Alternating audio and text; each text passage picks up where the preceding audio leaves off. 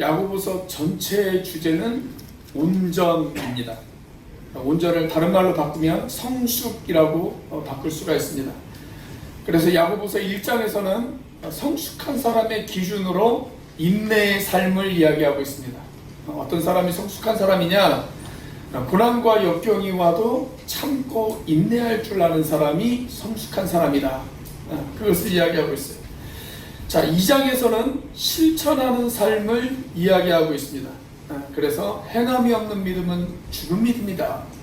그렇게 이야기합니다. 자, 이제 3장에서 야고보는 성숙한 사람의 기준으로 지혜로운 삶을 이야기하고 있습니다.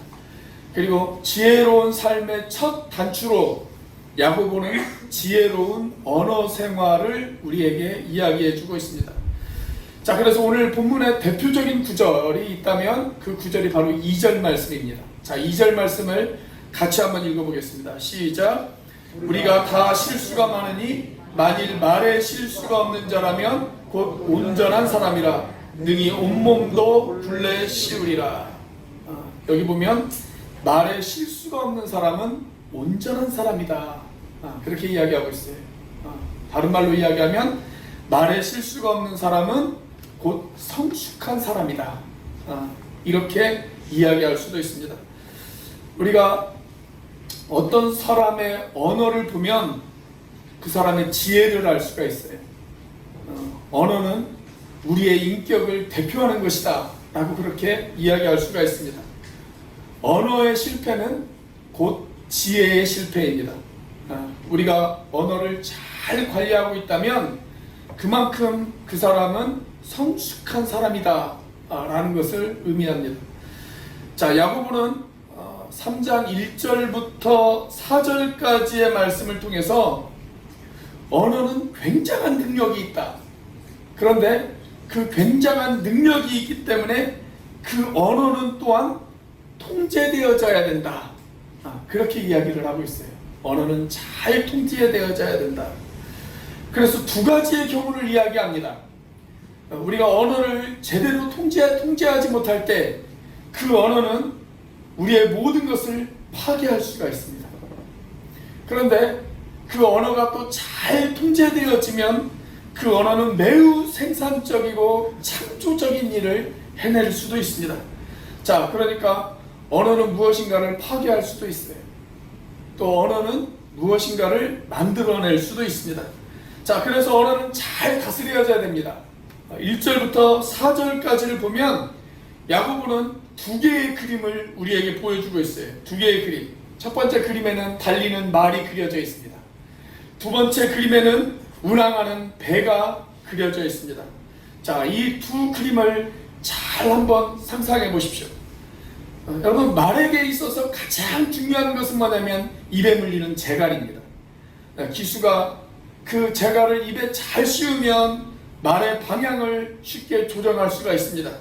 그런데 재갈을 제대로 씌우지 못하면 말은 나아갈 방향을 잃어버리고 길길이 날뛰는 야생마가 되어질 수도 있습니다. 자, 그래서 3절에 야고보는 이렇게 이야기를 하고 있죠. 3절 말씀 같이 한번 읽어보겠습니다. 시작.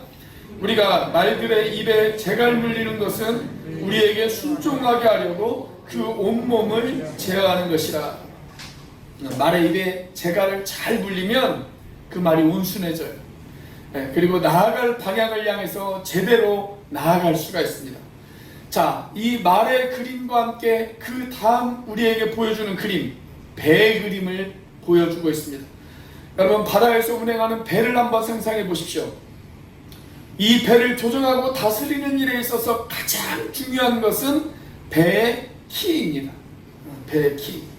사공이 그 배의 키를 가지고 이 배를 움직이고 배를 조정합니다. 자, 그래서 4절 말씀에 보면 야고보가 이런 이야기를 합니다. 같이 한번 읽어보겠습니다. 시작. 또 배를 보라. 그렇게 크고 광풍에 밀려가는 것들을 지극히 작은 키로서 사공의 뜻대로 운행하나니. 여러분, 재갈도 작은 것입니다. 그리고 배의 키도 작은 것입니다. 이 작은 재갈을 가지고 날뛰는 말을 조정할 수가 있습니다. 그리고 작은 키를 가지고 커다란 배를 조정할 수가 있습니다. 두 가지 다 공통점이 있다면 아주 작은 것을 가지고 커다란 것을 조종한다는 것입니다. 그렇죠? 여러분, 우리의 혀도 바로 그렇다는 거예요. 우리의 작은 혀로 그 사람의 모든 것을 조정할 수가 있습니다.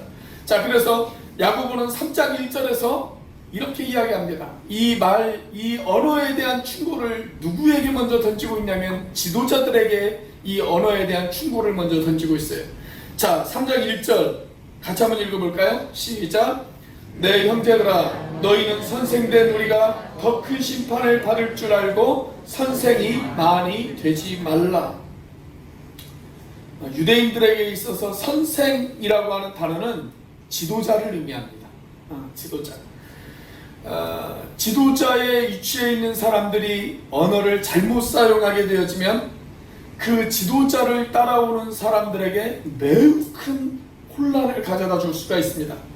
그래서 지도자에게 있어서 언어란 매우 중요합니다. 매우 중요해요. 그래서 지도자는 자기의 언어를 위해서 기도할 줄 알아야 됩니다. 하나님, 제 언어가 잘 다스려질 수 있도록 도와주세요. 하나님, 제 언어가 잘 통제되어질 수 있도록 하나님 저를 붙잡아 주세요. 그것을 위해서 기도해야 된다는 거예요. 자, 만약 언어가 다스려지지 못하고 통제되어지지 못한다면 어떤 일들이 벌어질까요? 모든 것을 파괴해요. 우리의 모든 것을 파괴해버립니다. 자, 그래서 5절부터 8절까지 말씀을 통해서 언어가 통제되어지지 못했을 때 우리에게 주어지는 그 파괴적인 모습을 야고보가 또 두 개의 그림을 통해서 우리에게 보여주고 있어요. 자, 두 개의 그림이 또 등장합니다. 첫 번째 그림은 불의 그림이 등장하고 두 번째 그림은 짐승의 그림이 등장합니다. 자, 이 불과 짐승을 한번 생각해 보십시오. 여러분, 불이 다스려지지 못하면 어떻게 되어질까요? 엄청나게 큰 파괴력을 행사하고 있지 않습니까? 한 열흘쯤 전에 경기도 이천에서 불이 났죠. 한 3층에 있는 그 스크린 골프장에서 불이 나기 시작을 했는데 그 불이 4층에 있는 병원으로 번졌어요. 그래서 간호사 1명과 환자 4명이 숨지고 무려 41명이 다치는 그런 끔찍한 사고가 일어났습니다. 아직 사고의 원인이 구체적으로 밝혀지지는 않았지만 전문가들은 이야기하기를 아마 전기합선으로 인한 작은 불꽃 때문에 이 화재가 발생했을 것이다 라고 그렇게 추정하고 있습니다. 여러분, 작은 불꽃 하나가 엄청난 것들을 파괴한단 말이죠. 수없이 많은 삶을 무너뜨리고 가정을 파괴하고 생명을 파괴하고 재산을 파괴하고 그런 수없이 많은 것들을 파괴해요. 자, 그것이 바로 5절의 말씀이에요. 5절의 말씀. 자, 5절 말씀 같이 한번 읽어보겠습니다. 시작. 이와 같이 혀도 작은 지체로 돼 큰 것을 자랑하도다. 보라, 얼마나 작은 불이 얼마나 많은 나무를 태우는가. 여기 아주 대조적인 두 개의 단어가 등장을 합니다. 작은 것이 등장하고 큰 것이 등장해요. 큰 것. 혀는 작은 것입니다. 그러나 이 작은 혀를 우리가 다스리지 못하고 통제하지 못하면 그것이 얼마나 큰 것들을 파괴하는지, 그것들이 얼마나 많은 것들을 파괴시키는지 그 결과를 한번 생각해 보라는 거예요. 그 결과를 한번 생각해 보라. 자, 그리고 계속되어지는 6절 말씀 같이 한번 읽어보겠습니다. 시작. 혀는 곧 불이요 불의의 세계라. 혀는 우리 지체 중에서 온몸을 더럽히고 삶의 수레바퀴를 불사르나니 그 사르는 것이 지옥불에서 나느니라. 통제되지 못하고 다스려지지 못하는 불. 야고보는 그 불을 지금 어떤 불에 비유하고 있냐면 그냥 불도 아니고 지옥불에다 비유하고 있어요. 지옥불. 여러분, 불은 우선 가깝게는 우리의 몸을 더럽힙니다. 우리의 몸을 더럽힌다는 것은 어떤 그 순간을 말하는 거예요. 찰나의 시간.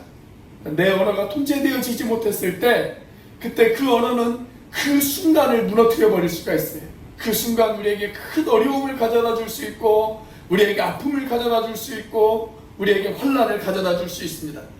자, 그런가 하면 삶의 수레바퀴를 불사르기도 한다 라고 그렇게 이야기합니다. 삶의 수레바퀴라는 것은 우리 인생 전체를 의미하는 거예요. 우리 인생 전체. 여러분, 우리가 혀를 통제하지 못했을 때 그것은 우리의 청년기를 파괴할 수가 있습니다. 우리의 중년기를 파괴할 수도 있습니다. 그리고 우리의 노년기도 파괴할 수가 있습니다. 그래서 통제되어지지 못하는 언어, 그 언어는 마치 지옥불과 같다, 그렇게 이야기하고 있어요. 지옥불과 같다. 자, 또 하나의 그림을 보여주죠. 이번에는 짐승의 그림을 우리에게 보여주고 있습니다. 자, 7절 말씀입니다. 같이 한번 읽어보겠습니다. 시작. 여러 종류의 짐승과 새와 벌레와 바다의 생물은 다 사람이 길들일 수 있고 길들여 왔거니와. 자, 그런데 길들여지지 못했을 때 그때 어떻게 되어질 것인가, 그걸 한번 생각해 보라는 거예요. 길들여지지 못했을 때를 한번 생각해 보라. 여러분, 우리가 개나 말이나 소나 이런 가축들을 집에서 기를 수 있는 이유, 왜 그렇습니까? 길들였기 때문에 그렇습니다. 자, 훈련을 시키고 그것들을 잘 길들였기 때문에 사람 곁에서 사람과 같이 살 수가 있어요. 자, 그러나 그 짐승들이 길들여지지 못했을 때 그 짐승들은 사나워져서 주인을 해치기도 하고 사람을 다치기도 할 수 있다. 그렇지 않습니까? 그래서 여러분, 우리의 언어가 통제되어지지 못하고 다스려지지 못하면 그 언어는 사나운 짐승이 되어서 우리를 해칠 수도 있다라는 것입니다. 자, 그런가 반면에 이것들이 잘 길들여지고 통제되어지고 훈련되어지면 그것은 동시에 매우 생산적인 능력을 발휘할 수도 있습니다. 그것이 9절부터 12절까지의 내용입니다. 자, 이 대목에서 야고보는 또다시 두 개의 그림을 우리에게 보여주고 있습니다. 잘 통제되어졌을 때, 언어가 잘 통제되어졌을 때 어떤 것들을 생산해낼 수 있느냐, 거기에 대해서 또다시 두 개의 그림을 우리에게 보여주고 있어요. 마치 야고보는 화가 같아요. 그래서 오늘 계속 우리에게 그림을 보여줍니다. 제가 설교 때마다 영상을 좀 적극적으로 활용하는 편인데, 영상 설교의 진짜 원조가 야고보라고 할 수가 있습니다. 그래서 야고보는 계속 우리에게 지금 시청각 자료를 보여주면서 우리의 이해를 돕고 있어요. 자, 그래서 두 개의 그림이 또 등장합니다. 첫 번째 그림은 샘, 우물입니다. 그리고 두 번째 그림은 나무입니다. 자, 샘의 그림을 한번 상상해 보십시오. 여러분, 샘에서 아주 신선하고 맑은 물이 솟아나와요. 그러면 그 샘물은 우리의 삶 가운데 얼마나 풍요롭고 유익을 가져다 줍니까?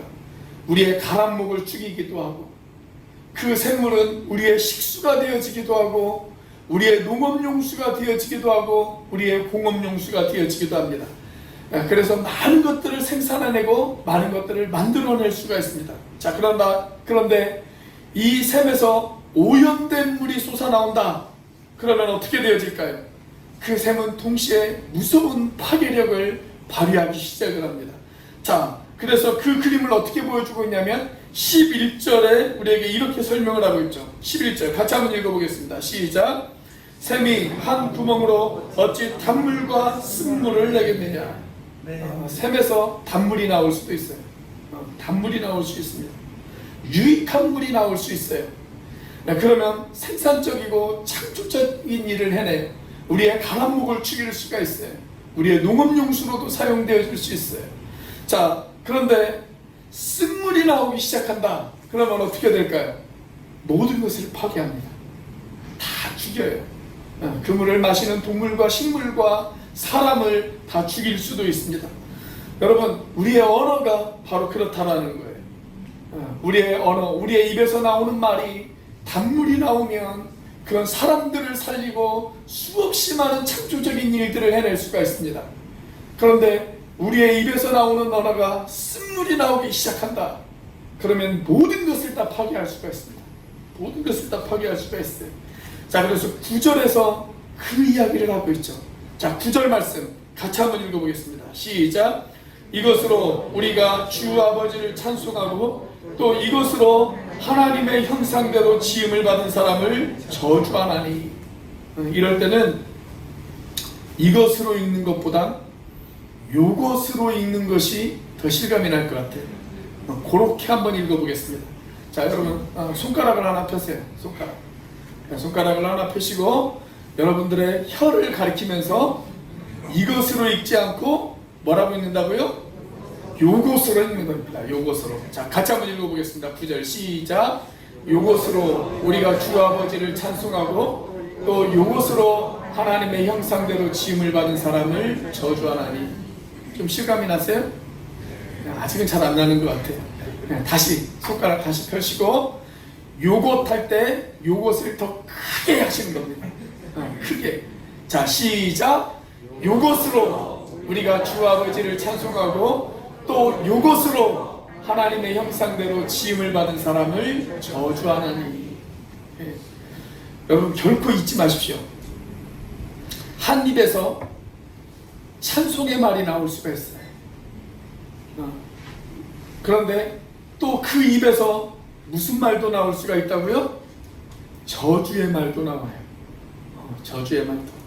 여러분 이것이, 이 언어가, 이 혀가 하나님을 찬양하는 찬양의 도구로도 사용되어질 수가 있습니다.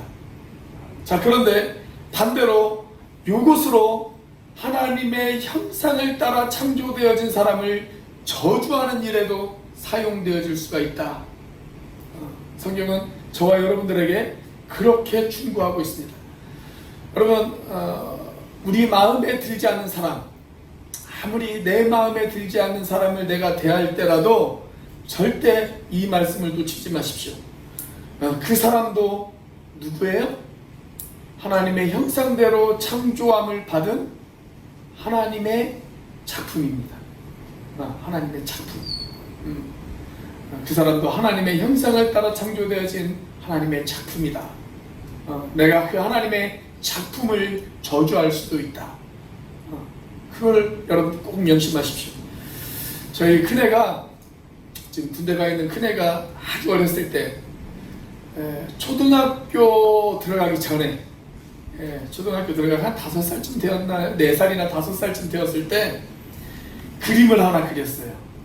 그림을. 그리고 그 그림을 가지고 와가지고 저에게 보여주면서 자랑을 합니다. 아빠, 내가 산하를 그렸어. 우리 둘째를 그렸다는 거예요. 아빠, 내가 산하를 그렸어. 그러면서 그림을 보여줘요. 그 그림을 딱 펼쳐서 저에게 보여주는데 제가 그 그림을 본 순간 거기에 이상한 괴물이 하나 그려져 있더라고요. 이런 그림입니다. 이런 그림. 몸도 없어요. 그냥 머리에 팔과 다리가 다 붙어 있어요. 눈도 짝짝이고 코도 없고. 그죠? 이 그림을 딱 그려왔어요. 제가 뭐라고 했을까요? 야, 진짜 잘 그렸다. 그렇게 이야기했습니다. 자, 그런데 그때 제가 만약에 야, 무슨 그림이 있다이야, 무슨 괴물을 그려놨어, 이렇게 말했다고 한번 생각해 보세요. 여러분, 작품을 모독하는 것은 누구를 모독하는 것입니까? 그 작품의 주인을 모독하는 것입니다. 작품의 주인을 모독하는 거예요. 여러분, 우리는 다 누구의 작품이에요? 하나님의 작품이에요. 그 사람이 예수님을 안 믿는 사람이라 할지라도 그 사람은 하나님의 작품입니다. 하나님의 형상을 따라 창조되어진 하나님의 작품이에요. 우리 옆에 있는 분에게 이렇게 한번 인사해 보도록 하겠습니다. 좌우 앞뒤에 있는 분에게 이렇게 한번 인사해 보세요. 당신은 하나님의 정말 멋진 작품이십니다. 그렇게 한번 인사해 보겠습니다. 네, 여러분, 우리 하나님의 작품이에요. 하나님의 작품이기 때문에 소중히 다뤄야 돼요. 소중히 다루지 않으면 깨질 수 있어요. 깨질 수 있습니다. 마음이 깨질 수 있고, 관계가 깨질 수 있고, 가정이 깨질 수 있고, 공동체가 깨질 수가 있습니다. 물론 하나님께서 그 작품을 처음 만드셨을 때는 정말 아름답고 훌륭하게 만드셨을 거예요. 그런데 그 사람이 그것을 관리를 잘못해서 그 작품이 조금 오염되어지고 변질되어질 수는 있어요. 그러나 그럼에도 불구하고 그 사람은 여전히 하나님의 작품입니다. 그래서 우리 옆에 있는 분들에게 다시 한번 인사해 볼까요? 그래도 당신은 작품이십니다. 어머니 생각했습니다. 그래도 여전히 작품이에요. 조금 오염이 되어졌어도, 조금 손상되어졌어도 여전히 하나님의 작품입니다. 그래서 여러분, 우리가 그 하나님의 작품을 대할 때, 다른 사람들을 대할 때 물론 내 마음에 안 드는 것도 있을 수 있겠죠. 물론 모난 부분, 어긋난 부분, 더럽혀진 부분들도 있을 수 있을 겁니다. 그러나 그런 부분을 먼저 보지 마시고 이왕이면 칭찬해주고 격려해줄 것을 먼저 바라본다면 얼마나 좋을까요? 하나님, 이 부분은 이것도 못났고요, 저것도 못났고요, 저것도 못났네요, 이렇게 이야기하는 것보다 하나님, 이 작품은 이런 면도 좀 좋은 것 같네요. 그렇게 이야기하면 우리 하나님께서 얼마나 기뻐하시겠습니까? 그것이 바로 창조적인 언어 생활이에요. 창조적인 언어 생활. 나쁜 점을 먼저 보기보다는 좀 좋은 점을 보려고 한번 노력을 해보십시오. 그것이 바로 샘의 모습이에요. 샘의 모습. 샘은 파괴할 수도 있어요. 쓴물이 나오면 모든 것을 파괴할 수 있습니다. 그러나 단물이 나오면 모든 것을 살릴 수도 있습니다. 자, 실제로 성경에 보면 샘에 대한 비유를 많이 이야기하고 있어요. 그 대표적인 구절, 한 구절만 보도록 하겠습니다. 잠언서 10장 11절 말씀 같이 한번 읽어보겠습니다. 시작. 의인의 입은 생명의 샘이라도 악인의 입은 독을 머금었느니라. 의인은 생명의 샘과도 같다. 의인의 입은 생명의 샘과도 같다. 저는 저와 여러분의 입이 생명의 샘이 되어지시기를 주님의 이름으로 축원합니다. 자, 또 하나의 그림이 더 등장하죠. 여하튼 오늘 본문은 다 그림이에요. 다 그림이에요. 자, 어떤 그림이 등장합니까? 나무의 그림이 등장합니다. 자, 12절 말씀 같이 한번 읽어보겠습니다. 시작. 내 형제들아, 어찌 무화과 나무가 감람 열매를, 포도나무가 무화과를 맺겠느냐. 이와 같이 짠물이 단물을 내지 못하느니라. 좋은 나무는 좋은 열매를 맺습니다. 그런데 악한 나무는 악한 열매를 맺습니다. 그래서 우리의 인격의 나무를 잘 가꾸면 그 사람에게는 좋은 열매가 맺혀집니다. 좋은 말이 나와요. 그 사람이 좋은 말을 하는 이유, 그 사람의 인격의 나무를 잘 가꾸었기 때문에 그렇습니다. 자, 그런데 그 나무를 잘못 가꾸면 무슨 말이 나올까요? 악한 말들이 나옵니다. 악한 말들이 나와요. 그 사람이 악한 말을 하는 이유는 그 인격의 나무를 잘 가꾸지 못했기 때문에 그렇습니다. 여러분, 아름다운 나무를 한번 생각해 보십시오. 풍성한 나무, 많은 결실을 맺은 아주 풍성하고 아름다운 나무를 한번 생각해 보세요. 그 나무가 바로 저와 여러분들이 되시기를 주님의 이름으로 축원합니다. 자, 그렇다면 우리가 어떻게 우리의 언어를 잘 관리할 수 있을까요? 몇 가지 지침을 저와 여러분들과 같이 한번 생각해 보기를 원합니다. 첫 번째, 기도해야 합니다. 우리의 언어 생활을 지혜롭게 하기 위해서 우리가 첫 번째로 해야 할 일, 기도해야 합니다. 기도하셔야 돼요. 자, 시편 기자가 이런 기도를 했어요. 시편 141편 3절 말씀에 보면 여호와여, 내 입에 파수꾼을 세우시고 내 입술의 문을 지키소서. 그런 기도를 합니다. 여러분, 우리 입에 파수꾼을 세워야 돼요. 파수꾼. 만약 파수꾼이 세워지지 않으면 내 입에서 엉뚱한 이야기들이 나올 수가 있습니다.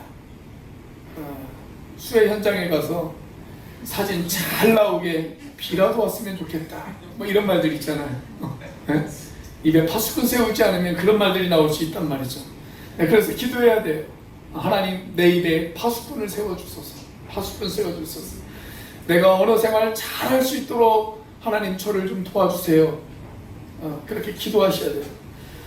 내 의지적인 결단만 가지고는 안 돼요. 하나님이 도우셔야 돼요. 주님이 나를 도와주셔야 돼요. 그래서 기도해야 됩니다. 언어 생활을 위해서 기도하셔야 돼요. 자, 두 번째, 성령 충만을 구해야 됩니다. 여러분, 성령 충만하다는 말이 무슨 말이에요? 우리가 지금 야고보서를 살펴보기 전에 우리가 1월달부터 6월달까지 에베소서를 살펴봤죠. 에베소서. 자, 에베소서 5장 18절 말씀 같이 한번 읽어보겠습니다. 시작. 술 취하지 말라. 이는 방탕한 것이니 오직 성령으로 충만함을 받으라. 성령 충만을 다른 말로 옮기면 성령의 지배를 받는 것입니다. 성령의 지배를 받는 것. 여러분, 술에 취하면 술의 지배를 받습니다. 여러분, 술 취한 사람들의 언어를 한번 보세요. 가만히 있지 않습니까? 왜 그럴까요? 술의 지배를 받기 때문에 그렇습니다. 자, 그런데 성령에 충만하면 성령의 지배를 받아요. 성령의 지배. 그래서 말하는 것과 생각하는 것과 행동하는 것이 성령의 지배를 받는 그런 행동들이 나오기 시작합니다. 그래서 여러분, 성령 충만을 위해서 기도해야 된다는 거예요. 자, 세 번째로 침묵하는 것을 배울 줄 아셔야 됩니다. 침묵하는 법을 배워야 돼요. 우리가 지혜로운 언어 생활을 하려면 때때로 침묵할 줄도 알아야 됩니다. 왜 그러냐면 말이 많으면 실수가 나와요. 자, 그래서 잠언서 10장 19절에 보면 이런 말씀이 있죠. 같이 한번 읽어보겠습니다. 시작. 말이 많으면 허물을 면하기 어려우나 그 입술을 제어하는 자는 지혜가 있느니라. 말이 많으면 실수가 나올 수 있단 말이죠. 여러분, 인간은 타락한 성품이 있어서 누구나 다 실수를 할 수가 있습니다. 그래서 이왕이면 실수를 줄이기 위해서 때때로는 말하는 법을, 말을 좀 아끼는 법을 배워야 돼요. 그렇다고 침묵하면서 아무것도 안 하느냐? 아니에요. 침묵하면서 하셔야 될 일이 있어요. 그게 뭘까요? 상대방의 이야기를 귀담아 듣는 거예요. 그게 야고보서 1장에 나오잖아요.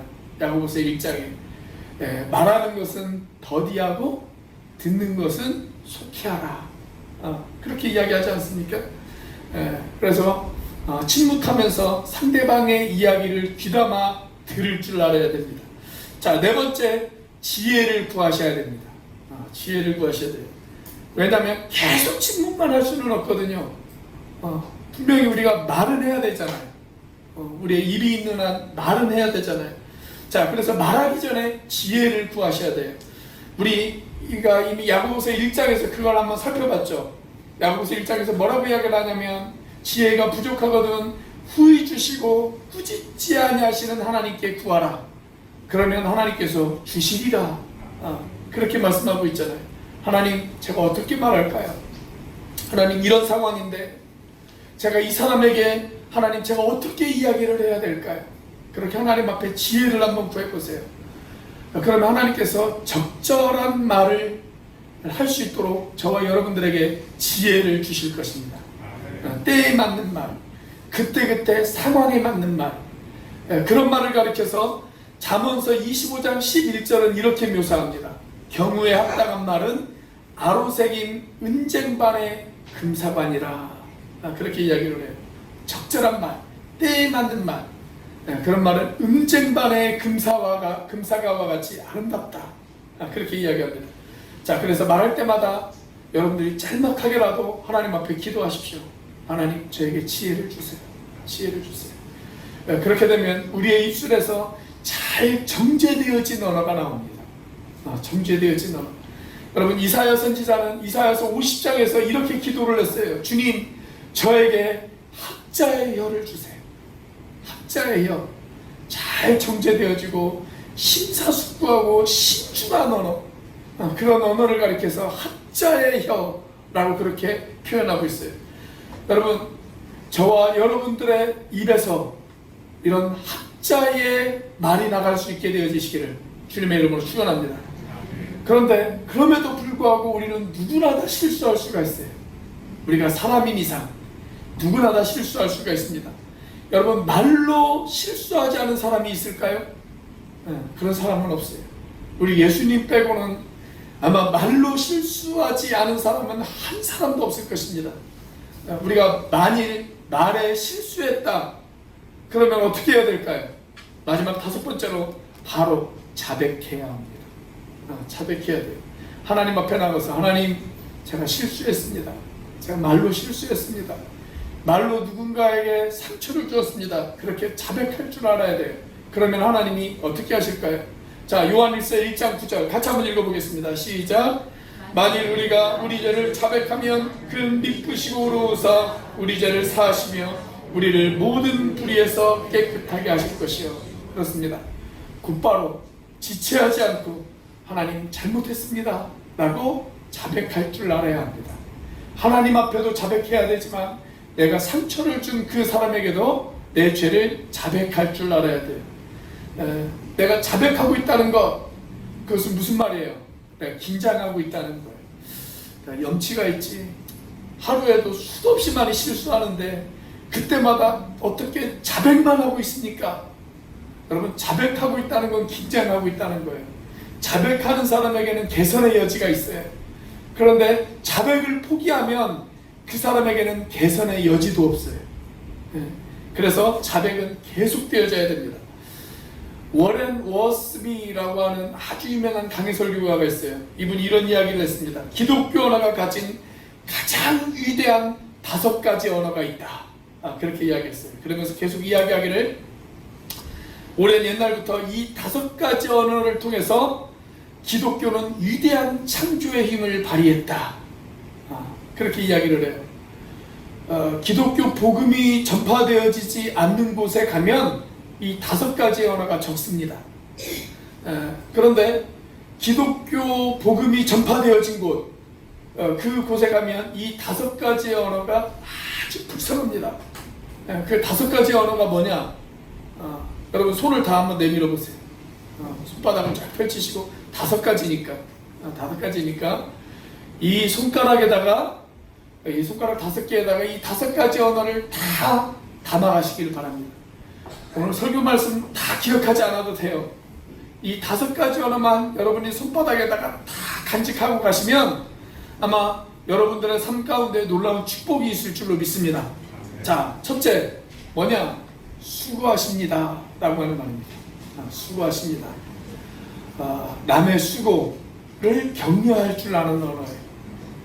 누군가 수고하고 애쓰고 고생하고 있을 때 기꺼이 그 사람에게 가서 수고하십니다 라고 격려할 줄 아는 것, 그것이 바로 기독교가 가진 아주 아름다운 언어입니다. 자, 두 번째, 감사합니다 라고 하는 언어입니다. 감사합니다. 여러분, 복음이 잘 전파되어지지 않는 곳, 그곳에 가면 무슨 일이 벌어지는지 아세요? 감사가 없어요. 감사가.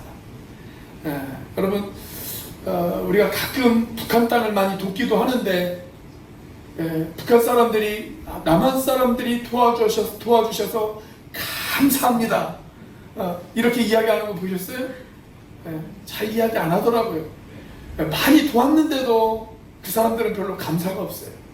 그런데 기독교가 잘 전파되어진 곳, 복음이 전파되어진 곳에 가면 어려운 일을 당해도 감사합니다. 고난을 겪어도 감사합니다. 우리 아까 사연자매 선교 나가서 코로나를 겪어가지고 감금되어져서 선교도 제대로 못했는데 나중에 생각해보니까 그것도 감사합니다. 그렇게 이야기하지 않습니까?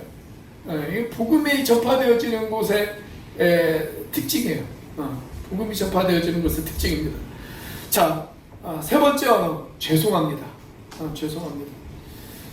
어떤 사람은 다른 사람의 발을 밟고도 죄송하다고 이야기를 안 하는 사람들도 있더라고요. 그런데 복음이 전파되어지는 곳, 그곳에 가면 미안합니다, 죄송합니다. 잘 성숙한 사람들은 어때요? 자기가 먼저 죄송하고 미안합니다, 이런 언어들이 나와요. 자, 네 번째로 사랑합니다. 5번째로 축복합니다. 이런 언어들. 여러분, 이 5가지의 언어를 잘 사용하면 여러분들의 인생의 장이 얼마나 풍성해질까요? 얼마나 풍성해질까요? 자, 한번 듣고 잊어버릴까봐 다시 한번 하겠습니다. 우리 손가락을 오므려 가면서 시작! 수고하십니다. 감사합니다. 죄송합니다. 사랑합니다. 축복합니다. 여러분들의 삶에서 이 5가지의 언어를 늘 풍성하게 사용하실 줄 아는 저와 여러분들이 되시기를 주님의 이름으로 축원합니다. 독일의 수술실에서 실제로 있었던 일입니다. 한 자매가 수술을 받게 되어졌대요. 무슨 수술이냐면 혀에 암이 걸렸어요. 암이 혀에 걸렸어요. 그래서 혀를 잘라내야 돼요. 혀를 잘라내면 말을 못하잖아요. 마취에 들어가기 전에 이 자매가 이런 이야기를 합니다. 의사에게. 잠깐만요.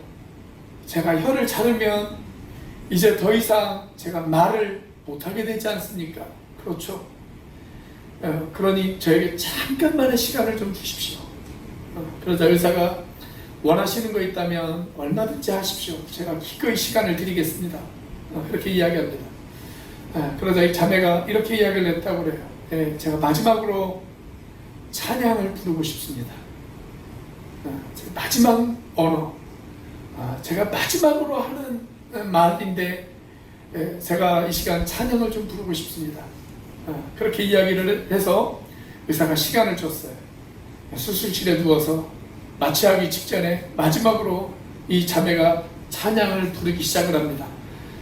그때 이 자매가 이런 찬양을 불렀다고 그래요. Amazing Grace.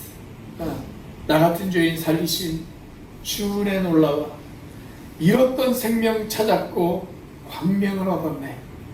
그 찬양을 부르는데 거기에 모여있는 의사와 간호사들도 다 같이 눈물을 흘렸다고 그래요. 사랑하는 여러분, 내가 만약 혀를 잃어버린다면, 내 인생에 있어서 내가 언어를 잃어버린다면, 그래서 내 인생의 마지막으로 딱 한마디의 말을 할 수 있다면, 그때 여러분, 그 순간에 여러분들은 무슨 말을 하시겠습니까? 우리의 언어가 그렇게 간절하다면, 우리의 언어가 그렇게 진실하다면, 우리의 언어가 그렇게 신중하다면, 저와 여러분들의 그 언어를 통해서 얼마나 많은 사람들을 살릴 수 있을까요? 저와 여러분들의 혀가 바로 그런 혀가 되어지시기를 주의 이름으로 축복하며 축원합니다. 기도하시겠습니다.